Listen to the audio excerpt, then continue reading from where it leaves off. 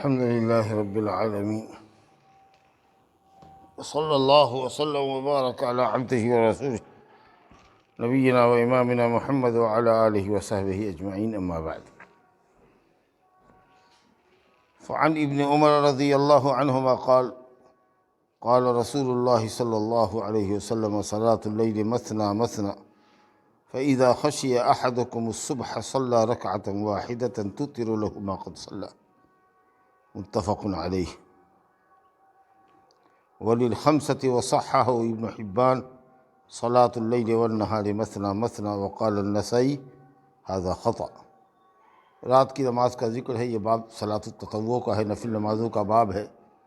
سنت مؤکدہ کا ذکر پہلے ہم پڑھ چکے ہیں کہ 12 رکعت ہے حضرت عائشہ رضی اللہ عنہ کی حدیث کے مطابق، اور ام حبیبہ رضی اللہ عنہ کی حدیث کے مطابق، کہ جس نے 12 رکعت نماز دن رات میں پڑھی، اللہ تعالیٰ اس کے لیے ایک محل بنائے گا جنت میں.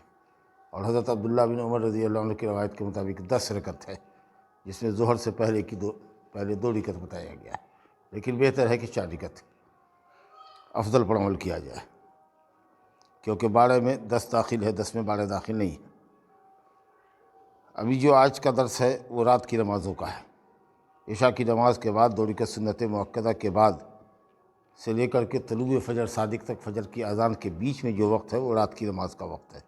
اب اس کو صلاۃ اللیل کہیے، رات کی نماز کہیے، صلاۃ التہجد کہیے، قیام اللیل کہیے، رات کا قیام کہیے، صلاۃ التراویح کہیے، یا پوری نماز کو وتر کہیے، کیونکہ اس کا اختتام ہوتا ہے وتر پر، تو اس لیے بعض محدثین باب باندھتے ہیں صلاۃ الوتر ہی، پوری رات کی نماز کو وتر ہی کہتے ہیں، کیونکہ وہ آخر میں وتر ہی پڑھی جاتی ہے، وتر پر وہی ختم ہوتی ہے نماز.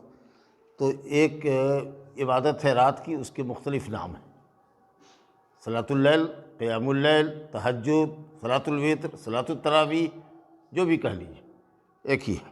اس کے پڑھنے کا کیا طریقہ ہے؟ حضرت عبداللہ بن عمر رضی اللہ عنہ کہتے ہیں کہ نبی صلی اللہ علیہ وسلم نے فرمایا کہ رات کی نماز 2 رکعت ہے، 2 رکعت 2 رکعت 2 رکعت پڑھو، اس پر سلام کرو. جب صبح ہونے کا اندیشہ ہو کہ اب صبح ہو جائے گی، اب تو تراویح ہم لوگ پڑھتے ہیں تو ایک ساتھ پڑھ کے سب ختم کر دیتے ہیں، لیکن جن لوگوں کو تہجد کی عادت ہے وہ اپنا 2 رکعت 4 رکعت پڑھ لیا اور اس کے بعد سو گئے، پھر کسی وقت اٹھے، پھر 4 رکعت پڑھا، پھر سو گئے. تو اس طریقے سے سوتے جاگتے وہ پوری رات میں اپنی نمازوں کو مکمل کرتے ہیں. کچھ لوگ ہیں کہ اول لیل میں سو گئے، آخری رات میں جگہ 1 گھنٹہ 2 گھنٹہ پہلے کا الارم لگایا فجر سے پہلے، اپنی تہجد پڑھی.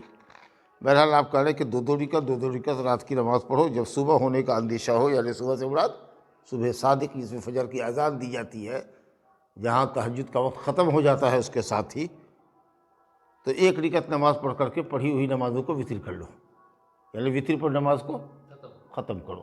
اگر 8 رکعت پڑھے ہوئے ہو اب تک اور ڈر ہے کہ 3 رکعت پڑھیں گے تو فجر کی اذان ہو جائے گی، تو 1 رکعت پڑھ کے 9 رکعت پڑھی ختم کر لو. 10 پڑھ چکے ہو، 1 رکعت پڑھ کر کے وتر کرو، یعنی فٹ پر نماز، وتر پہ نماز آپ کی ختم ہونی چاہیے. تو معلوم اس میں کیا ہوا کہ رات کی نماز پڑھنے کا طریقہ کیا ہے؟ 2 رکعت. اب اگر کوئی شخص ایک سلام سے 4 رکعت پڑھنا چاہے، ایک سلام سے 4 رکعت اگر کوئی پڑھنا چاہے تو نہیں پڑھ سکتا، خلاف سنت ہوگا. سمجھا کہ نہیں؟ بعض روایت میں ہے کہ نبی صاحب نے فرمایا رات کی نماز اور دن کی نماز دونوں 2 رکعت ہے، لیکن اس حدیث کو علامہ نسائی نے، امام نسائی نے کہا کہ غلط ہے، یعنی نہار کا لفظ جو آیا ہے وہ غلط ہے، وہم ہے، راوی سے وہم ہے. صلاۃ اللیل مثنی، رات کی نماز 2 رکعت ہے، 2 رکعت. اس میں رات کے ساتھ ساتھ دن کی نماز بھی جو لگا دی گئی وہ وہم ہے، راوی سے وہم ہوا ہے. اصل میں صحیح جو حدیث ہے، مشہور حدیث ہے جو بخاری مسلم کی ہے، اس میں صلاۃ اللیل کا لفظ ہے، لفظ نہار نہیں ہے. ویسے دن کی سنت بھی 2 رکعت ہی پڑھنی چاہیے. امام بخاری رحمۃ اللہ علیہ نے یحییٰ بن سعید الانصاری کا قول نقل کیا ہے، جو تابعی ہے، کہ اہل مدینہ کو ہم نے پایا ہے کہ دن کی سنت بھی وہ 2 رکعت ہی پڑھتے تھے. اگر 4 رکعت پڑھنا ہے تو 2 رکعت پر سلام پھیرا، پھر 2 رکعت پڑھا، سلام پھیرا. سمجھا کہ نہیں؟ لیکن حدیث میں جو الفاظ آئے ہیں، مشہور حدیث میں، وہ صلاۃ اللیل کا لفظ آیا ہے. بس یہ اتنی سی ٹیکنیکل چیز ہے. اس کے بعد ابو ہریرہ رضی اللہ عنہ کی حدیث لے کر آئے ہیں صحیح مسلم کے حوالے سے کہ رسول اللہ نے فرمایا: افضل الصیام بعد رمضان شہر اللہ المحرم. روزوں میں رمضان کے بعد سب سے افضل روزہ ہے محرم کا، لیکن نبی صلی اللہ علیہ وسلم سب سے زیادہ روزہ رکھا کرتے تھے اسی ماہ شعبان کا جس سے ہم گزر رہے ہیں. سمجھا کہ نہیں؟ تو علماء نے کہا ہے کہ یہ روزہ شعبان کا روزہ افضل ہے محرم کے روزے سے۔ محرم کا روزہ عام نفل روزوں میں افضل ہے، لیکن یہ جو روزہ ہے شعبان کا، اس کی حیثیت ہے فرض نماز سے پہلے جیسے سنت موقدہ پڑھتے ہیں ویسی۔ ابھی رمضان آنے والا ہے، اس سے پہلے ہی اس مہینے میں نبی صلی اللہ علیہ وسلم بکثرت روزہ رکھتے تھے، اور رمضان کے بعد شوال کا جو عید کا مہینہ ہوتا تھا اس میں روزہ رکھتے تھے۔ تو ان دونوں سنتوں کی جو حیثیت ہوتی تھی وہ سنت موقدہ جیسی ہوتی تھی، جیسے فرض نماز سے پہلے سنت پڑھتے ہیں، فرض کے بعد پڑھتے ہیں۔ تو اس طریقے سے یہ شعبان کا روزہ افضل ہے محرم کے روزے سے۔ عام نفل جو روزے ہوتے ہیں ان میں محرم کا روزہ افضل ہے۔ اور فرمایا کہ فرض نماز کے بعد سب سے افضل نماز رات کی نماز ہے۔ تو یہاں بھی ہم وہی کہیں گے کہ افضل نماز وہ ہے جو سنت موقدہ ہے، کیونکہ وہ فرض سے پہلے اور فرض کے بعد ہوتی ہے۔ جو سنت فرض سے لگی ہوتی ہے آگے پیچھے وہ افضل ہوتی ہے۔ اس کے علاوہ جو نفل سنت آپ کو پڑھنی ہے، نفل نماز پڑھنی ہے سنت موقدہ کے علاوہ، تو اس میں سب سے افضل نماز رات کی سنت ہے، کیونکہ دنیا سوئی ہوتی ہے، اس وقت آدمی تنہائی میں اللہ سے سرگوشی کرتا رہتا ہے، بستر چھوڑ کر کے مصلی پہ کھڑا رہتا ہے، لالچ سے، جنت کی لالچ میں اور جہنم کے عذاب سے ڈرتے ہوئے اللہ کو پکارتا ہوتا ہے۔ تو اس لیے رات کی جو نماز ہے وہ افضل نماز ہے۔ مسلم شریف کی حدیث ہے۔ اس کے بعد وطر کا ذکر آیا ہے۔ ابو ایوب انصاری رضی اللہ عنہ کی حدیث ہے کہ رسول اللہ نے فرمایا کہ وطر حق ہے۔ حق ہے معنی ثابت ہے، سمجھا کہ نہیں؟ ہر مسلمان کے اوپر چاہیے کہ وطر پڑھے، لیکن واجب کے معنی میں نہیں ہے، حق معنی واجب کے معنی میں نہیں ہے، کیونکہ واجب نماز دن رات میں 5 وقت کی ہی ہے، جس کو ہم فرض کہتے ہیں۔ فرض اور واجب ایک ہی ہے، وہ 5 وقت کی فرض نماز ہے۔ اس کے علاوہ جو بھی ہے وہ سب سنت ہے، لیکن یہ موقدہ سنت ہے۔ نبی صلی اللہ علیہ وسلم سفر میں، حضر میں، گاؤں میں ہوتے یا سفر میں، سفر کی ضد ہے حضر، سفر کی ضد ہے حضر۔ کلکتہ جا رہے تھے، یہ سفر ہوا، اور کلکتے میں ہیں موجود، آپ رہتے ہیں 4 مہینہ 3 مہینہ، یا یہاں گاؤں میں رہتے ہیں، تو یہ حضر ہوا۔ ہاں، تو سفر ہو کہ حضر ہو، یا حضر ہو کہ سفر ہو، گھر پہ مقیم ہو یا باہر سفر میں ہو، وطر نہیں چھوٹتی تھی آپ کی۔ تو آپ نے فرمایا اس اعتبار سے کہا کہ حق ہے، یعنی تاکیدی سنت ہے۔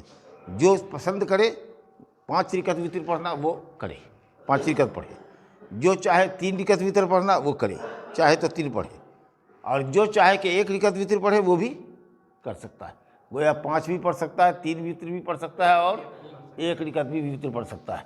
بظاہر ایسا لگ رہا ہے کہ 5 رکعت ایک سلام سے، 3 رکعت ایک سلام سے، جیسے 1 رکعت ایک سلام سے ہوتا ہے۔ تو معلوم یہ ہوا کہ اگر کوئی شخص چاہے کہ ایک سلام سے اگر 3 وطر پڑھے تو پڑھ سکتا ہے، لیکن افضل طریقہ یہ ہے کہ وطر اگر 1 سے زیادہ پڑھنا ہو تو 2 رکعت پر سلام پھیر دیجئے، پھر 1 رکعت پڑھیے، یہ 3 ہوا۔ اگر آپ ایک ہی سلام سے وطر پڑھنا چاہتے ہیں 3 رکعت، تو لگاتار پڑھتے چلے جائیں گے، 2 رکعت کے بعد تحیات میں نہیں بیٹھیں گے جیسے کہ مغرب میں بیٹھتے ہیں، جیسا کہ حنفی بھائی لوگ کرتے ہیں۔ حدیث میں صاف ممانعت ہے کہ 3 رکعت اگر وطر پڑھو تو مغرب کی مشابہ نہ کرو، مغرب میں جیسے 2 رکعت پر تحیات پڑھتے ہیں نا، اس طرح سے نہ پڑھو، اس کے وپریت، اس کے الٹا پڑھو۔ ہاں، گویا ایک ہی تحیات کرنا 3 رکعت کے بعد، لگاتار اٹھتے چلے جاؤ۔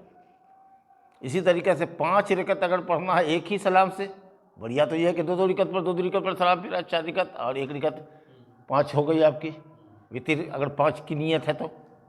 لیکن اگر ایک ہی سلام سے پڑھنا چاہتے تو بھی ایک ہی تحیات ہوگی، کنٹینیو اٹھتے چلے جائیے۔ 5 رکعت جب مکمل ہو جائے تب بیٹھیے اور تحیات درود دعا پڑھ کر کے یہ 5 رکعت وطر ہوئی۔ 7 رکعت بھی نبی صلی اللہ علیہ وسلم سے ثابت ہے، 9 رکعت بھی ثابت ہے، سمجھا کہ نہیں؟ تو 7 بھی اگر پڑھیں گے تو ویسے ہی پڑھیں گے ایک ہی، لیکن جب 9 پڑھیں گے تو 8ویں رکعت پڑھنے کے بعد تحیات اول کریں گے، اور 9ویں رکعت کے بعد تحیات ثانی پڑھیں گے، تب سلام پھیریں گے، سمجھ آیا؟ اور 11 رکعت نبی صلی اللہ علیہ وسلم پڑھتے تھے، تو وہی 2 رکعت، جیسا کہ ابن عباس سے اور ابن عمر سے سنا کہ 2 رکعت پڑھ کے 10 رکعت پڑھتے تھے، اور 1 رکعت وطر پڑھتے تھے۔ گویا کہ آپ ایک سلام سے انشاءاللہ 9 رکعت وطر پڑھ سکتے ہیں، لیکن جب 7 سے آگے پڑھنا ہو، یعنی 9 پڑھنا ہو ایک سلام سے، تو 8ویں پر تحیات اول، تشہد اول، اور 9ویں کے بعد تشہد ثانی۔ لیکن 7 رکعت تک اگر آدمی وطر ایک سلام سے پڑھنا چاہے تو پڑھ سکتا ہے، اور 7 رکعت کنٹینیو کرے گا ایک ہی تشہد میں، آخری تشہد پڑھ کے سلام پھیر دے گا۔ سمجھ میں بات آئی کہ نہیں؟ ہاں۔ لیکن 9 رکعت اگر وطر پڑھنا ہے اس کو، سب کا آج نام وطرے رکھے گا، 9 رکعت پڑھے گا، 9 کو وطرے پڑھے گا، تو پڑھ رہا ہے 2 رکوع 4 رکوع 5 رکوع جتنا بھر اس کو یاد ہے، پہلی رکعت دوسری رکعت تیسری رکعت، چلتے کنٹینیو 2 گھنٹہ لگا ہوا ہے نماز میں مان لیجیے کہ، تو 8ویں میں تحیات اول کرے گا، 9ویں میں تحیات ثانی کرے گا، سمجھا۔ اس کے بعد ایک روایت ذکر کیا ہے انہوں نے، حضرت جابر، ایک حدیث ہے حضرت علی رضی اللہ عنہ کی کہ وطر ضروری نہیں ہے جیسے کہ فرض نماز، لیکن ہاں سنت ہے رسول اللہ صلی اللہ علیہ وسلم کی، آپ نے اس کو سنت کیا ہے، تو وہ کہا نا کہ وطر واجب نہیں ہے کہ اگر اس کو چھوڑ دے تو آدمی گنہگار ہوگا، لیکن تاکیدی سنت ہے، کیونکہ 5 وقت سے زیادہ نماز اللہ نے فرض نہیں کی ہے۔ ایک دیہاتی آیا، اس نے کہا یا رسول اللہ کتنے وقت کی نماز اللہ نے رات دن میں فرض کیا ہے؟ تو آپ نے کہا 5 وقت کی۔ وہ دیہاتی آدمی تھا، اس نے کہا قسم اللہ کی جس نے آپ کو نبی بنا کے بھیجا ہے، میں فرض نماز سے زیادہ نہیں پڑھوں گا۔ تو آپ نے کہا کہ چلو اگر اسی وعدے پر قائم رہا یہ آدمی تو جنتی ہوگا، جی نجات گویا فرض نماز کے اوپر، لیکن ان کی نماز ہماری نماز میں بڑا فرق ہے، سمجھا کہ، تو اس لیے سنتوں کا اہتمام کرنا چاہیے۔ جب نبی صلی اللہ علیہ وسلم سنتوں کا اہتمام کرتے تھے، آپ سے بڑھ کے کس کی نماز ہو سکتی تھی؟ اور تب آپ اتنی سنتوں کا اہتمام کرتے تھے، ہم تو بدرجہ اولیٰ کریں۔ بہرحال وطر واجب نہیں ہے فرض نماز کی طرف سے، لیکن سنتوں میں بھی یہ تاکیدی سنت ہے، جیسے فجر کی 2 رکعت سنت ہے نا، سنن مؤکدہ میں سب سے زیادہ تاکیدی سنت فجر کی 2 رکعت سنت ہے، اسی طریقے سے وطر۔ حضرت جابر رضی اللہ عنہ کی حدیث ہے کہ نبی صلی اللہ علیہ وسلم نے رمضان میں 2-3 رات جماعت سے تراویح پڑھائی، سمجھا کہ رمضان میں قیام کیا، تو 1 رات قیام کیا، دوسری رات میں مسجد بھر گئی، تیسری میں اور ایک دم کھچا کھچ مسجد بھر گئی، چوتھی رات میں لوگ انتظار میں رہے، کھوکی کھکاڑا کرتے رہے، کھنکھاڑتے رہے، نبی صلی اللہ علیہ وسلم سوئے ہوں تو جگ جائے، لیکن آپ تو جگے ہوئے تھے، دیکھ رہے تھے لوگوں کے شوق کو ذوق کو، قصدن نہیں نکلے، گھڑے میں آپ نے نماز پڑھی یہاں تک کہ فجر کی اذان ہوئی تب نکلے، اور کہا کہ لوگوں تمہاری حالت ہم پر پوشیدہ نہیں رہی، ہم جان رہے تھے کہ تم جگے ہوئے ہو، ہمارا انتظار کر رہے ہو نکلنے کا، لیکن میں قصدن نہیں نکلا، کیونکہ مجھے اندیشہ ہوا، ڈر ہوا کہ اگر اللہ تعالیٰ تمہاری شوق کو دیکھے گا تو کہیں یہ تراویح کو فرض نہ کر دے مسجد میں باجماعت، تو اس لیے جاؤ اپنے گھڑے میں پڑھو، نہیں سمجھا؟ اللہ کا فضل دیکھیے، نبی صلی اللہ علیہ وسلم کی محبت دیکھیے امت سے کہ 5 وقت تو فرض ہے یہ ہے، اگر یہ شوق دیکھے گا تو کہیں اللہ تعالیٰ تراویح کو باجماعت مسجد میں فرض نہ کر دے رمضان بھر، اور پھر تم اس کی طاقت نہ رکھو، لہذا جاؤ اپنے اپنے گھڑے میں پڑھو۔ جب نبی صلی اللہ علیہ وسلم کا انتقال ہو گیا، حضرت ابوبکر صدیق کی 2-2.5 سال کی خلافت، 2 سال کی خلافت کا زمانہ تھا، وہ بھی بڑا اتھل پتھل میں گزر گیا، حضرت عمر فاروق بھی شروع میں ڈسٹرب رہے، 2 اور 3 سال کے بعد جب اطمینان ہوا، اب دیکھا رمضان میں مسجد میں نکلے جب، تو دیکھا کہ کچھ لوگ یہاں نماز، کچھ لوگ وہاں پڑھ رہے ہیں، کچھ لوگ کوئی 1 پڑھ رہا ہے، کوئی 2 پڑھ رہا ہے، کوئی 5 پڑھ رہا ہے، ٹولیوں میں لوگ الگ الگ ہیں، تب انہوں نے مشورہ کیا کہ کیوں نہیں ہم ایک امام کے اوپر سب لوگوں کو اکٹھا کر دیں، کیونکہ جو خطرہ تھا فرض ہونے کا وہ تو ٹل گیا، کیونکہ نبی صلی اللہ علیہ وسلم کے انتقال کے بعد تو اب کوئی چیز فرض نہیں ہو سکتی ہے، تو کیوں نہیں ایک امام کے پیچھے ہم تراویح باجماعت کر دیں، تو انہوں نے پورے رمضان کے لیے تراویح کا اہتمام کیا۔ تو تراویح کی نماز کی فضیلت نبی صلی اللہ علیہ وسلم کے قول سے ثابت ہے، آپ نے فرمایا کہ جو رمضان میں قیام کرے گا اس کے اللہ اگلے گناہ معاف کر دے گا۔ 3 رات آپ نے جماعت سے بھی پڑھا، فرض ہونے کے خوف سے آپ نے کہا لوگوں کو کہ گھروں میں پڑھو، اور حضرت عمر رضی اللہ عنہ کی فقاہت دیکھیے کہ انہوں نے سوچا کہ اب کوئی چیز فرض ہونے والی نہیں ہے، اور کتنے لوگوں کو قرآن یاد نہیں ہے، تو اس لیے چلو ایک امام کے پیچھے باجماعت تراویح کا اہتمام کریں۔ اس کے بعد شروع ہو گئی نماز، سمجھا کہ نہیں۔ پھر اس کے بعد ایک روایت آئی ہے خارجہ ابن حذافہ کی، اس میں بھی یہ کہ اللہ تعالیٰ نے ایک بہترین نماز تم کو عطا کی ہے جو تمہارے لیے سرخ اونٹ سے بہتر ہے۔ عرب میں قیمتی مال مانا جاتا تھا سرخ اونٹ، اور وہ ہے وطر۔ یہ کب ہے؟ عشاء کی نماز کے بعد سے لے کر کے فجر کے طلوع ہونے تک، گویا اگر فجر صادق طلوع ہو گیا، فجر کی اذان ہو گئی، اور اگر کسی نے وطر نہیں پڑھا ہے تو اب نہیں پڑھے گا، اب نہیں پڑھے گا، اب وہ اگر پڑھے گا تو دن میں پڑھے گا، اور دن میں پڑھے گا تو 1 رکعت پڑھتا تھا تو اب 2 رکعت پڑھے گا وطر کی نیت سے، حالانکہ وطر بنے تو ہوتا ہے طاق پھوٹ 1 3 ایسا عدد جو پھوٹ ہو، تو 1 3 5 اگر پڑھتا تھا، اگر اس کی عادت ہے 5 پڑھنے کی، رات میں پڑھتا تو 5 پڑھتا تو دن میں کیا پڑھے گا؟ 6 پڑھے گا، 1 جوڑا کر دے گا، 1 پڑھتا تھا تو 2 پڑھے گا، 3 پڑھتا تھا تو 4 پڑھے گا۔ کہاں دماغ ہے آپ کا؟ پھوٹ کو جوڑا کر دینا ہے، 1 ہے تو 2 کر دینا ہے، 3 پڑھتا تھا تو 4 کر دینا ہے، 5 پڑھتا تھا تو 6 کرے گا، 7 پڑھتا تھا تو 8 کر دے گا، ہو گیا۔ 9 کرتا تھا تو 10 کر دے گا۔ 11 رکعت رات میں اگر اس کا وظیفہ ہے، اب پوری رات سویا رہا، درد میں پریشان رہا، اور اس کی عادت ہے 11 رکعت پڑھنے کی تہجد، مان لیجئے کہ درد میں بخار میں چلا گیا، فجر کی نماز میں اٹھا، دن میں اچھی حالت پائی، تو سورج کے نکلنے کے بعد سے لے کے ایک نیزہ بلند ہونے سے لے کے زوال سے پہلے پہلے تک وہ اپنے رات کا جو وظیفہ ہے 11 رکعت والا، اس کو کیا رکعت پہ ختم کرے گا؟ 12 پہ کرے گا۔ حضرت عائشہ رضی اللہ عنہ سے روایت ہے کہ نبی صلی اللہ علیہ وسلم نے فرمایا کہ اگر کسی کے رات کا وظیفہ چھوٹ جائے تو، یا نبی صلی اللہ علیہ وسلم کا وظیفہ چھوٹ گیا تو آپ نے دن میں 12 رکعت نماز پڑھی، 11 پہ ختم نہیں کرنا ہے، 12 پہ ختم کرنا ہے۔ چلیے، اس کے بعد ایک حدیث آئی ہے جس کی سند ضعیف ہے، عبداللہ بن بریدہ کی، کہ وطر حق ہے، اس کا مطلب کہ واجب ہے، جو وطر نہ پڑھے وہ ہمارا امتی نہیں ہے، لیکن حدیث کمزور ہے، وطر سنت ہی ہے۔ اس کے بعد حضرت عائشہ رضی اللہ عنہ کہتی ہیں کہ رسول اللہ صلی اللہ علیہ وسلم رمضان ہو کہ غیر رمضان ہو 11 رکعت سے زیادہ نماز نہیں پڑھتے تھے۔ تو وہ جو ابن عمر کی روایت تھی کہ رات میں نبی صلی اللہ علیہ وسلم دو رکعت پڑھتے تھے، اس میں گنتی نہیں بتائی گئی، نہیں سمجھا؟ لیکن یہاں روایت آ گئی کہ حضرت ام عائشہ سے پوچھا گیا کہ نبی صلی اللہ علیہ وسلم کی رات کی نماز کیسی ہوا کرتی تھی، تو انہوں نے کہا کہ 11 رکعت ہوتی تھی، 8 رکعت پڑھتے تھے، 4 رکعت پڑھتے تھے، اتنی لمبی کہ ان کے طول اور حسن کے بارے میں نہ پوچھو، کتنی لمبی ہوتی تھی اور کتنی عمدہ ہوتی تھی کہ مت پوچھو۔ پھر 4 رکعت پڑھتے، وہ بھی کتنی عمدہ اور کتنی لمبی ہوتی تھی مت پوچھو۔ پھر آپ 3 رکعت وتر پڑھتے، 11 رکعت ہو گئی۔ تو انہوں نے کہا کہ رمضان ہو کہ غیر رمضان ہو 11 رکعت سے زیادہ، اب آپ اس کو وتر کہیے کہ تہجد کہیے کہ تراویح کہیے کہ قیام اللیل کہیے۔ کچھ لوگ فرق کریں گے کہ نہ تراویح تو 20 رکعت ہے پلس 3 رکعت وتر 23 ہے، اور جو نبی صلی اللہ علیہ وسلم 11 پڑھتے تھے وہ تو قیام اللیل ہے، تہجد تھا آپ کا۔ اما عائشہ کہی کہ رمضان ہو کہ غیر رمضان ہو، کوئی نام دے دو، تہجد نام دے دو کہ تراویح نام دے دو، نبی صلی اللہ علیہ وسلم 11 رکعت سے زیادہ نہیں پڑھتے تھے۔ تو سنت سے جو رکعت کی تعداد ثابت ہے رات کی نماز کی، وہ وتر کے ساتھ 11 ہے۔ اور ایک آدھ روایت میں حضرت میمونہ رضی اللہ عنہ کی نبی صلی اللہ علیہ وسلم نے نماز پڑھی، حضرت عبداللہ بن عباس بچے تھے، ابھی نابالغ تھے، شوق میں وہ بھی گئے اور جگے رہے، تو انہوں نے کاؤنٹ کیا کہ اس رات میں آپ نے 13 رکعت نماز پڑھی۔ تو زیادہ سے زیادہ نبی صلی اللہ علیہ وسلم سے 13 رکعت ثابت ہے، تو کبھی 11 رکعت پڑھی جائے اور کبھی کبھار 13 رکعت بھی پڑھے، سب جا کے نہیں۔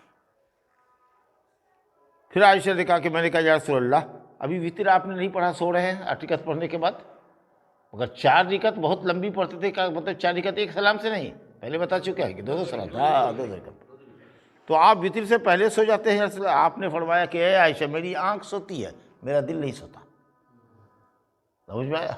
میری آنکھ سوتی ہے، میرا دل نہیں جاتا، یار میں جگ جاؤں گا، لیکن جب ہو سکتا ہے کہ وقت کا پتہ آنکھ سے اچلتا ہے۔ ایک دفعہ بتایا ہوئے ہے پہلے بھی کہ 2 سفر میں ایسا ہوا، غزوہ تبوک سے لوٹتے ہوئے، غزوہ خیبر سے لوٹتے ہوئے وادی میں آپ سوئے، حتیٰ کہ پہرے دار کو بھی متعین کر دیا، تو اس رات آنکھ ایسی لگی، آخری رات میں سوئے تھے، مسافر کا آخری رات میں سونا تو بڑی میٹھی نیند لاتا ہے نا، اور بڑی گہری نیند لاتا ہے، تو دھوپ نکل گئی تب جگے آپ، تو چونکہ آنکھ سوتی ہے اس لیے وقت کا پتہ نہیں چلا، لیکن نبی کا دل نہیں سوتا ہے، دل جگا رہتا ہے، کیونکہ قلب کے اوپر وہی اترتی ہے، اگر رات میں بھی تو دل جگا رہے گا، سمجھا کہ نہیں؟ اسی لیے اگر نبی سوتے اور سونے کے بعد اٹھ کر کے سیدھے مصلی پر گئے تو اس کا مطلب کہ آپ کا وضو نہیں ٹوٹا، لیکن اگر آپ کو نیند پڑ جائے گی تو وضو ٹوٹ جائے گا، کہے گا نا ہم کو تو پتہ تھا، ہمارا وضو نہ ٹوٹا، نا پھوپ کاٹ رہے تھے، آپ کو وضو کرنا ہی ہوگا، گیا آپ کا وضو،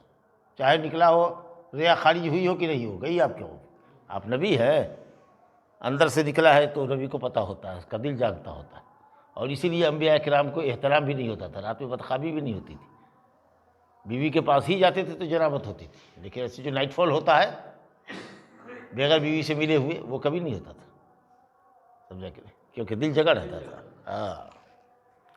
بہرحال تو آپ نے کہا کہ اے عائشہ میری دونوں آنکھیں سوتی ہیں، میرا دل نہیں سوتا ہے، میرا دل جگہ رہتا ہے۔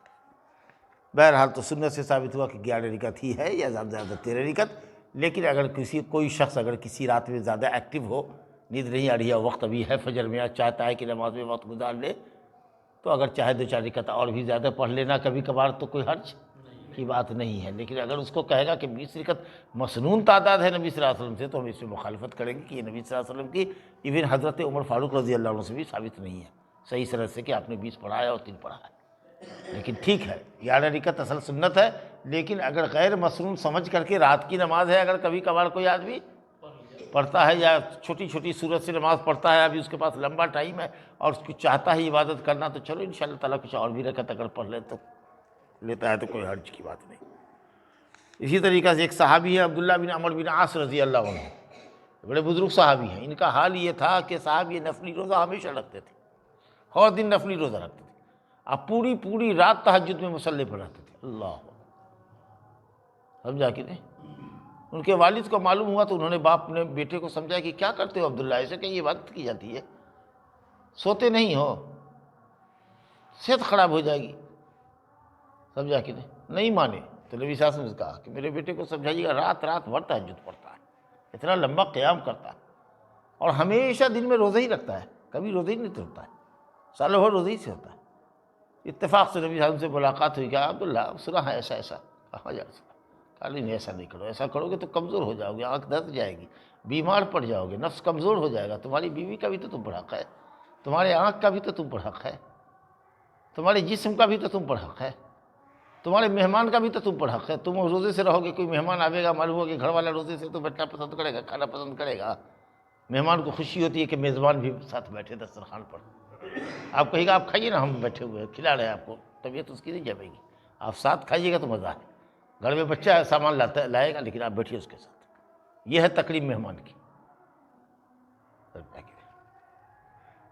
پھر بھی انہوں نے کہا کہ نہیں یا رسول اللہ طاقت ہے ہمارے پاس، تو کہا کہ ایسا رکھا 3 روزہ رکھو، کہا کہ نہیں اس سے زیادہ طاقت ہے، ہوتے ہوتے کہا 1 دن روزہ رکھو اور 1 دن افطار کرو، کہا یا رسول اللہ مجھ کو اس سے بھی زیادہ طاقت ہے، کہا کچھ اس سے زیادہ طاقت نہیں، سب سے بہتر روزہ یہی حضرت داؤد علیہ السلام کا تھا، حضرت داؤد علیہ السلام 1 دن روزہ رکھتے تھے، 1 دن افطار کرتے تھے، اللہ، لیکن انہوں نے نہیں مانا، لیکن آخر عمر میں کمزور پڑ گئے بہت، تو کہتے تھے کہ کاش میں نے نبی صلی اللہ علیہ وسلم کی بات مانی ہوتی اور رخصت پر عمل کیا ہوتا، کبھی روزہ رکھتا، افطار کرتا، رات میں سوتا تو صحت خراب اتنی نہیں ہوتی۔ بہرحال تو وہی آپ نے کہا عبداللہ بن عمرو بن عاص رضی اللہ عنہ کی حدیث ہے کہ آپ نے فرمایا یا عبداللہ فلاں آدمی کی طرح مت ہو جو رات میں قیام کیا کرتا تھا پھر رات میں قیام چھوڑ دیا۔ تو آدمی کو چاہیے کہ اگر نفل کرتے ہو تو اتنا ہی کرو جس پر ہمیشگی برتو۔ نبی صلی اللہ علیہ وسلم نے فرمایا کہ احب العمل الی اللہ ادومہ ان قل، سب سے بہتر پسندیدہ عمل اللہ کے نزدیک وہ ہے کہ تھوڑا ہی ہو لیکن ہمیشگی ہو۔ یہ تو نفل کے بارے میں آپ نے فرمایا، یہاں حال یہ ہے کہ 10 دن نماز پڑھے گا، فرض نماز پڑھے گا، اس کے بعد 2 مہینہ غائب، پھر پکڑے گا۔ ابھی گیہوں آئے گا تو رات دن پاگل رہے گا گیہوں کے بھوسا کے چکر میں، گیہوں تو گیہوں، بھوسا بھی نہ کہیں جانا چاہیے، ایک تو بھوسا کو انگلی پر چنے گا، بھوسا کو کھرا سے وہ لوگ کھرڑتا تھا پہلے، اب وہ جھاڑو سے بہاڑے گا۔ تیری بھلا نماز گئی تو گئی، گویا کہ بیکاری کا شغل ہے نماز، کوئی کام نہ ہو تب دھان پھٹک رہا ہے، دھان اٹھا رہا ہے، دھان اسن رہا ہے، دھان کھلا رہا ہے، دھان کو پسار رہا ہے، نہ کریں گے تو کھائیں گے کچھ؟ ارے تو نماز تم کو روکتی ہے، آؤ نماز پڑھو پھر جا کے کرو، کسی کام میں جائز کام میں شرم تھوڑے ہے، سب کرو۔ لیکن دیکھیے گا کہ نہ کھیتی باڑی کا وقت ہے تو پہم ہے اسی میں، اسی کے پیچھے پاگل بنا ہوا ہے، نماز گئی تو گئی، گھر چھونی ہو رہا ہے تو چھونی ہو رہا ہے، ایسا تھوڑی ہوتا ہے۔ سب کام کو چھوڑو جب نماز ہو جائے تو، اذان حی علی الصلاۃ آ جائے کان میں، نماز سب کام کو چھوڑ کے آؤ نماز پڑھو، پہلے نماز پڑھ لو اس کے بعد جا کے کرو۔ یہاں نفل نماز پر آپ کہتے تھے کہ فلاں کی طرح مت ہو جانا، کبھی کبھی تو رات بھر تہجد پڑھ رہے ہو اور کبھی کبھی یہ ہوتا ہے کہ مہینوں مہینہ رات بھر سوتے ہو، جیسے ہم لوگ کا حال ہے، تہجد پڑھتے ہیں، قیام اللیل تراویح پڑھتے تھے رمضان میں، اور اس کے بعد سال بھر توفیق نہیں ہوتی۔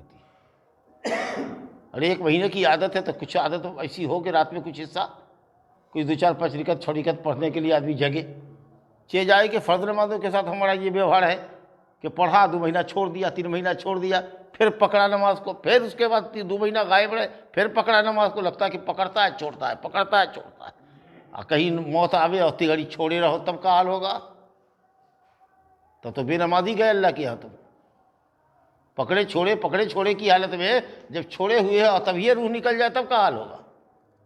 استغفر اللہ استغفر اللہ۔ آگے حدیث حضرت علی رضی اللہ عنہ سے نبی صلی اللہ علیہ وسلم نے فرمایا کہ اے قرآن والو، اے حافظو، رات کے نماز پڑھا کرو، کیونکہ اللہ تعالیٰ نے تم کو قرآن مجید یاد کرایا ہے، حفظ کی نعمت تمہیں ملی ہوئی ہے، قیام اللیل میں آدمی لمبا قیام کرتا ہے، سورہ پڑھتا ہے، یاد ہے۔ وطر پڑھو اے حافظو، فإن اللہ وطر، کیونکہ اللہ پھوٹ ہے، وطر ہے، اور وطر کو پسند کرتا ہے۔ اللہ ایک ہے، اپنی ذات میں ایک ہے، اپنی عبادت میں ایک اکیلا ہے، اور اپنے تمام صفات میں، ناموں اور صفتوں میں ایک اور اکیلا ہے، اور وہ وطر کو پسند کرتا ہے۔ وطر نماز پسند ہے۔ بہت سی مخلوقات کو اس نے وطر بنایا، آسمان کو 7 بنایا، پھوٹ ہے نا، 7 کا عدد طاق ہے نا بھائی، زمین کو 7 بنایا، 5 وقت کی نماز اللہ نے فرض کیا۔ کیا وقت کی؟ 5 وقت۔ یہ بھی عدد پھوٹ ہے کہ نہیں ہے؟ ہاں۔ اس کے بعد ابن عمر رضی اللہ عنہ کی حدیث نبی صلی اللہ علیہ وسلم نے فرمایا کہ اپنے رات کی آخری نماز وطر کو بناؤ، رات کی آخری نماز وطر کو بناؤ۔ اگر ابھی عشاء کے بعد سنت اور وطر پڑھتے ہو، عادت نہیں ہے جگنے کی، اب فجر کی اذانیں ہوگی تو جگو گی، تو یہ رات بھر کی نماز آخری کون ہونی چاہیے؟ وطر۔ لیکن اگر جگنے کی عادت ہے، 3 بجے جگ رہے ہو، 4 بجے جگ رہے ہو، تو وطر ابھی مت پڑھو، سنت پڑھ کے چلے جاؤ، وطر کو لاسٹ کے لیے رکھو۔ لیکن اگر کوئی شخص وطر پڑھ لے اور اس کے بعد اگر جگتا ہے اور دیکھ رہا ہے کہ ابھی ہے 15-20 منٹ فجر کی اذان میں، وضو کر لیا، اگر چاہے کہ 2 رکعت 4 رکعت سنت پڑھ لے تو کوئی حرج نہیں ہے، وطر اس کی پڑھی ہوئی ہو گئی۔ 1 رکعت پڑھ کر کے وطر کو جوڑا کرنے کی ضرورت نہیں ہے، وطر ہو گئی۔ اب 2 رکعت 4 رکعت 6 رکعت جو اللہ توفیق دے پڑھو، پھر دوبارہ وطر پڑھنے کی ضرورت نہیں۔ ایک رات میں 2 مرتبہ وطر نہیں پڑھنا ہے۔ اگر پہلے وطر پڑھ لیا یہ سمجھ کر کہ یہی میرے رات کی آخری نماز ہے، لیکن پھر آپ جگے تو آپ کو 2-4 رکعت جو اللہ توفیق دے پڑھیے۔ وطر کو جوڑا کرنے کی ضرورت، جس کو لوگ کہتے ہیں وطر توڑ دو، یہ توڑنے کی ضرورت نہیں ہے، یہ قول غلط ہے لوگوں کا۔ جو ہو گئی وہ ہو گئی، وطر کی نیت سے ہو گئی۔ نبی صلی اللہ علیہ وسلم بھی نماز سے فارغ ہو جاتے تھے، وطر سے فارغ ہو جاتے تھے۔ ابھی فجر کا وقت نہیں ہوتا تو بیوی اگر جگی رہتی تو بات چیت کرتے، اور نہیں اگر بیوی سوئی ہوئی ہے تو 2 رکعت اب پڑھ لیتے۔ تو معلوم ہوا کہ وطر کے بعد بھی نماز پڑھی جا سکتی ہے، ممانعت نہیں ہے۔ جناب علی، اس کے بعد فرمایا، دیکھیے حدیث ہے طلق ابن علی رضی اللہ عنہ کی، وہ کہتے ہیں کہ میں نے رسول اللہ صلی اللہ علیہ وسلم کو فرماتے ہوئے سنا کہ ایک رات میں 2 مرتبہ وطر نہیں، ایک وطر کی نیت سے آپ نے نماز پڑھ لیا تو وہ وطر ہو گئی آپ کی، اب پلٹانے کی ضرورت نہیں۔ اب وطر کی نماز میں کیا پڑھنا چاہیے 3 رکعت اگر پڑھتے ہیں تو؟ یہ دیکھیے احمد ابو داؤد نسائی کی روایت ہے، ابی بن کعب رضی اللہ عنہ فرماتے ہیں کہ رسول اللہ صلی اللہ علیہ وسلم وطر پڑھتے تھے تو پہلی رکعت میں سورہ فاتحہ کے بعد سبح اسم ربک الاعلیٰ، سبح اسم ربک الاعلیٰ پڑھتے، اور دوسری رکعت میں قل یا ایھا الکافرون پڑھتے، اور تیسری رکعت میں قل ھو اللہ احد پڑھتے، اور سلام نہ پھیرتے مگر آخر میں، گویا تینوں رکعت ایک ہی سلام سے پڑھتے۔ لیکن دوسری روایت میں ہے کہ مغرب کے مشابہ نہیں کرتے، تو یہ مسنون قرأت ہوئی، قل یا ایھا الکافرون، یہ سبح اسم ربک الاعلیٰ، قل یا ایھا الکافرون، قل ھو اللہ احد، قل یا ایھا یہ سبح اسم ربک الاعلیٰ میں انسان کی پیدائش کا ذکر ہے، تقدیر کا ذکر ہے، نفس کو پاک کرنے کا ذکر ہے، دنیا پر آخرت کو ترجیح دینے کا ذکر ہے کہ آخرت کو یاد رکھو، دنیا پر آخرت کو ترجیح مت دو۔ اور یہ قل یا ایھا الکافرون جو ہے یہ توحید کی آیت ہے، اے کافرو سن لو، میں اس اللہ کی بندگی کرتا ہوں جس کی تم نہیں کرتے، اور جس کی تم کرتے ہو اس کی میں نہیں کرتا، ہاں میں ایک اللہ کی پرستش کرتا ہوں۔ اور سورہ اخلاص جو قل ھو اللہ ہے، کہو کہ اللہ اپنی ذات میں اپنی صفات میں ایک اکیلا ہے، اللہ الصمد، اللہ بے نیاز ہے، سارے اس کے محتاج ہیں، وہ کسی کا محتاج نہیں۔ لم یلد ولم یولد، نہ اس نے کسی کو جنا، نہ وہ کسی سے جنا گیا، نہ وہ کسی کا باپ ہے نہ اس کا کوئی بیٹا ہے، سمجھا کہ اس نے پیدا کیا، بے جان نطفے سے انسان کو پیدا کیا، تمام چیزوں کا کریٹر ہے، پیدا کرنے والا ہے۔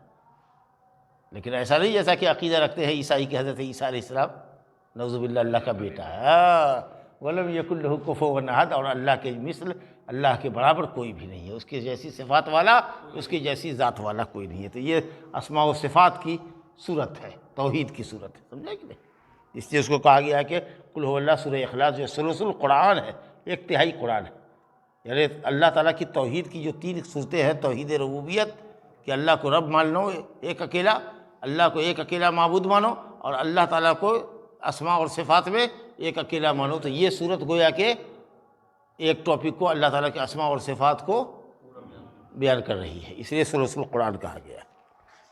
یہ قول صحیح نہیں ہے کہ قل ھو اللہ پڑھ لے تو 10 پارہ پڑھنے کا ثواب ملے گا، ٹاپک کے اعتبار سے، مضمون کے اعتبار سے، سمجھا کہ اس کے بعد آگے روایت ہے حضرت عائشہ رضی اللہ عنہ کی کہ نبی صلی اللہ علیہ وسلم آخری وتر میں قل هو اللہ کے ساتھ معوذتین بھی پڑھتے، قل اعوذ بالناس، قل اعوذ بالفلق۔ تو معلوم ہوا کہ اگر کوئی شخص تیسری رکعت میں قل هو اللہ کے ساتھ قل اعوذ بالفلق، قل اعوذ بالناس بھی اگر پڑھ لے تو کوئی حرج نہیں ہے، اور صرف قل هو اللہ پڑھ کر کے رکوع میں جائے تو بھی کوئی حرج نہیں۔ اس کے بعد ابو سعید خدری رضی اللہ عنہ سے روایت نے فرمایا کہ اے لوگو، صبح صادق ہونے سے پہلے وتر پڑھ لو۔ اس کا مطلب یہ ہے کہ صبح صادق ہو گئی، مؤذن نے اذان وقت پر اگر فجر صادق کے وقت دے دیا تو اب آپ وتر نہیں پڑھ سکتے ہیں۔ دیکھیے حدیث ابن حبان میں ابو سعید خدری سے کہ جس نے صبح صادق پا لیا اور وتر نہیں پڑھا تو اب وتر نہیں پڑھے گا۔ کب پڑھے گا؟ سورج نکلنے کے بعد۔ اور کیسے پڑھے گا؟ ایک پڑھتا تھا تو دو پڑھے گا، تین پڑھتا تھا تو چار پڑھے گا۔ چلیے دیکھیے حدیث ہے، انہی سے ابو سعید خدری سے رسول اللہ نے فرمایا کہ جو کوئی وتر پر سے سو جائے یا وتر کو بھول جائے تو جب صبح کرے یا جب یاد آئے تو پڑھے، لیکن کیسے پڑھے اس کی تفصیل نہیں آئی ہے۔ دوسری روایت میں ہے کہ نبی صلی اللہ علیہ وسلم نے فرمایا کہ جس کی وتر رات میں نہ ہوئی ہو اور صبح صادق ہو جائے وہ سورج نکلنے کے بعد پڑھے اور جوڑا کر کے پڑھے۔ حضرت جابر رضی اللہ عنہ کہتے ہیں رسول اللہ نے فرمایا کہ جس کو خوف ہو کہ وہ آخری رات میں نہیں جگے گا تو اپنی وتر پہلے ہی رات میں سو لے، پڑھ لے، اور جس کو یہ لالچ ہے کہ وہ آخری رات میں جگے گا تو اپنی وتر کو آخر میں لے جائے، کیونکہ آخر میں پڑھنا بہتر ہے، کیونکہ رات کے آخری حصے میں فرشتوں کا نزول ہوتا ہے اور وہ افضل ہے۔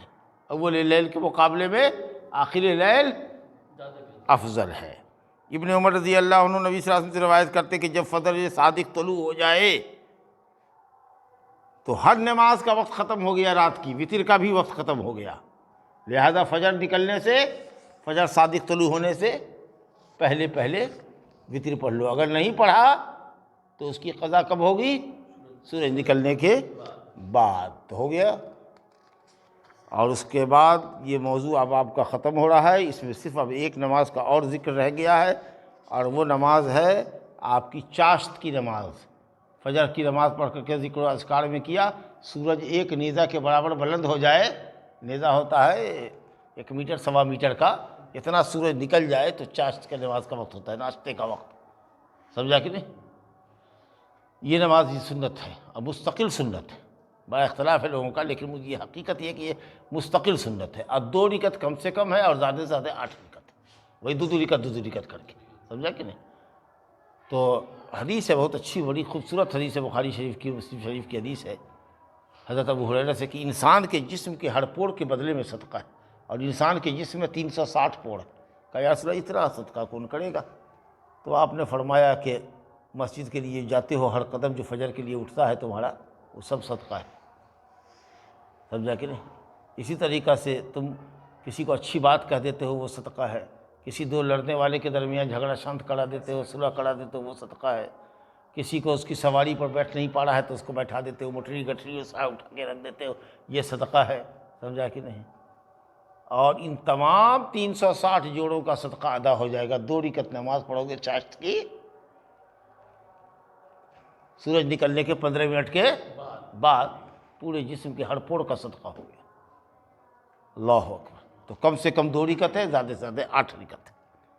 حضرت عائشہ رضی اللہ عنہ کہتی ہیں کہ نبی صلی اللہ علیہ وسلم چاشت کی نماز 4 رکعت پڑھتے تھے، وہی 2 رکعت، اور پھر جتنا اللہ چاہے زیادہ کرتے تھے، مسلم کی حدیث ہے۔ لیکن عائشہ ہی رضی اللہ عنہ سے روایت ہے کہ ان سے پوچھا گیا کہ کیا نبی صلی اللہ علیہ وسلم چاشت پڑھتے تھے؟ تو کہتی ہے کہ نہیں، ہمیشہ نہیں، جب باہر سے سفر سے آتے تھا۔ اور تیسری روایت انہی سے ہے کہ میں نے رسول اللہ صلی اللہ علیہ وسلم کو چاشت کی نماز پڑھتے ہوئے نہیں دیکھا، لیکن میں پڑھتی ہوں۔ تو یہ کہا جائے گا کہ عائشہ رضی اللہ عنہ سے جو رنگا رنگ روایت ہے، کہیے گا کہ جس میں انہوں نے کہا کہ نبی صلی اللہ علیہ وسلم پڑھتے تھے، اس روایت کو ہم ثابت کریں گے، نہیں جو ہے، اور جس میں انہوں نے نفی کی ہے یا یہ کہا ہے کہ کسی وجہ سے جب سفر سے آتے تھے تب کبھی کبھار پڑھتے تھے، اس کو نسیان پر اور بھول چوک پر محمول کریں گے۔ کیونکہ جب نفی اور اس بات میں ٹکراؤ ہوتا ہے، کوئی کہے کہ ہاں یہ کام ہوا ہے، یا کوئی کہے نہیں ہوا ہے، 2 آدمی اختلاف کر رہا ہے، کسی کا ہوا ہے اور کسی نے کہا کہ نہیں ہوا ہے، تو کس کی بات مانیں گے؟ ہونے والے کی، کیونکہ اس کے پاس علم زیادہ ہے، آپ کے پاس نہیں ہے، اس کے پاس ہے کہ ہوا ہے، اس لیے اس کی بات مانی جائے گی۔ اور جب ایک ہی آدمی سے ہاں اور نہ دونوں روایت ہو تو نہ والی روایت کو بھول چوک پر محمول کریں گے۔ سمجھا؟ ہاں۔ زید بن ارقم کہتے ہیں صلاۃ الاوابین حین ترمز الفصال، یہی نماز جو 2 رکعت سے لے کے 8 رکعت تک ہے، اگر اس کو 10 بجے پڑھیے گا، حین ترمز الفصال، جب ریت عرب میں گرم ہو جاتی تھی اور اونٹنی کا بچہ جو 1 سال کا ماں کے پیچھے پیچھے چلتا ہے، جب جلتی ہوئی ریت پر اس کا پاؤں پڑتا تھا تو پاؤں جلتا تھا، اس کو کہتے ہیں حین ترمز الفصال، جب ماں سے دودھ دودھ منہا بچہ جب دودھ چھوڑ دیتا ہے اور جب اپنی اونٹنی کے پیچھے جائے تو زمین، پتھریلی زمین اور ریتیلی زمین گرم ہو جائے، اس وقت اگر یہی نماز جو چاشت کی پڑھے تھے تم صبح میں، اگر اس کو 10 بجے پڑھتے تو یہ صلاۃ الاوابین ہوتی، یعنی ان بندوں کی نماز ہوتی جو اللہ کی طرف بہت زیادہ رجوع کرنے والے۔ تو معلوم یہ ہوا کہ اس کے مقابلے میں 10 بجے پڑھنا زیادہ اچھا ہے۔ ہاں، کچھ یارانہ طریقت کہیں گے چاشت کی نماز الگ، ان کے یہاں اشراق کی نماز الگ، سورج نکلتے پڑھنا 2 رکعت، چاشت کے وقت میں 2 رکعت، پھر صلاۃ الاوابین 2 رکعت، نہیں مجھ میں آیا؟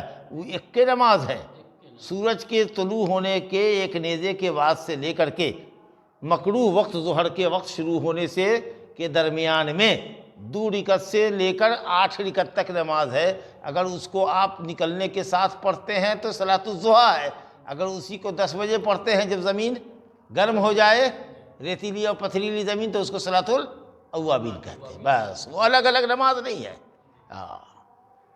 یہ سوچنے کی فکر یہ ہے۔ حضرت انس رضی اللہ عنہ کہتے ہیں کہ نبی صلی اللہ علیہ وسلم نے فرمایا جس نے 12 رکعت نماز پڑھی، اللہ تعالیٰ، یہ دیکھیے 12 رکعت چاشت کی نماز پڑھی، چاشت کی نماز 12 رکعت پڑھی تو اللہ تعالیٰ نے اس کے لیے جنت میں ایک محل تعمیر کیا، لیکن حدیث ضعیف ہے، کیونکہ ام حبیبہ کی روایت ہم پڑھ چکے ہیں کہ 12 رکعت نماز جس کے لیے محل اللہ تعالیٰ تعمیر کرتا ہے وہ کون رکعت ہے؟ سنت مؤکدہ، وہ 12 رکعت سنت مؤکدہ ہے۔ یہ جو حضرت انس کہہ رہے ہیں، ترمذی میں روایت ہے کہ جس نے 12 رکعت نماز چاشت کے وقت میں پڑھی 7:30 بجے، اس کے لیے اللہ محل بنا دے گا، اس حدیث کو امام ترمذی نے نقل کیا ہے، کہا ہے کہ غریب حدیث ہے، یعنی یہ حدیث ضعیف ہے، لہٰذا اس کا اعتبار نہیں ہے۔ زیادہ سے زیادہ جو روایت ثابت ہے وہ یہ دیکھیے، حضرت عائشہ رضی اللہ عنہ کہتی ہے کہ نبی صلی اللہ علیہ وسلم میرے گھر میں داخل ہوئے، اور یہ واقعہ فتح مکہ کا، جس دن مکہ فتح ہوا تو میرے خیمے میں آئے اور نبی صلی اللہ علیہ وسلم نے 8 رکعت پڑھی، یہ حدیث بخاری شریف میں بھی ہے۔ تو معلوم یہ ہوا کہ چاشت کی نماز 8 رکعت ہے، تو کم سے کم 2 رکعت اور زیادہ سے زیادہ 8 رکعت۔ وعلی ھذا انتہى الباب، اسی پر یہ باب ختم ہوا۔ تہجد اور نفل کا باب، سنت مؤکدہ بھی پڑھ لیا آپ نے، رات کی نماز بھی پڑھ لیا، وطروں کے بھی مسائل آپ نے سن لیا، اور اس کے بعد چاشت کی نماز جو ہے وہ بھی آپ نے سن لیا، اس کے اوپر نفل کا باب ختم ہوا۔ ھذا